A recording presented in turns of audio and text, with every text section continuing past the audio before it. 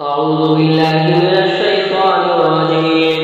بسم الله الرحمن الرحيم.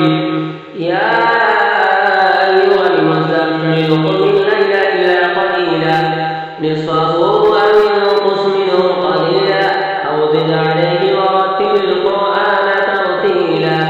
إنا سنلقي عليك قولا ثقيلا. إن ناشئة الليل هي أشد وطئا وأقوم قيلا. إن لك في النهار سبحا طويلا واذكر اسم ربك وتبتل إليه تبتيلا.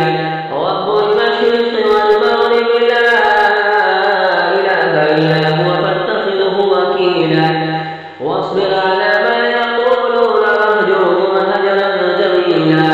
وذرني والمكذبين أولي النعمة ومهلهم قليلا.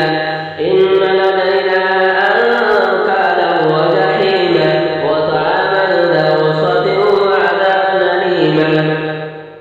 يوم ترجف الأرض والجبال وكانت الجبال كثيبا مهيلا. إنا أرسلنا إليكم رسولا شاهدا عليكم كما أرسلنا إلى فرعون رسولا فعصى فرعون الرسول فأخذناه أخذا وبيلا. فكيف تتقون إن كفرتم يوما يجعل الولدان شيبا. السماء منفطر به كان وعده مفعولا. إن هذه تذكرة فمن شاء اتخذ إلى ربه سبيلا. إن ربك يعلم أنك تقوم أدنى من ثلثي الليل ونصفه وثلثه وطائفة من الذين معك والله يقدر الليل والنهار.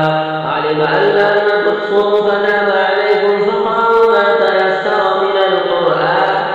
علم أن سيكون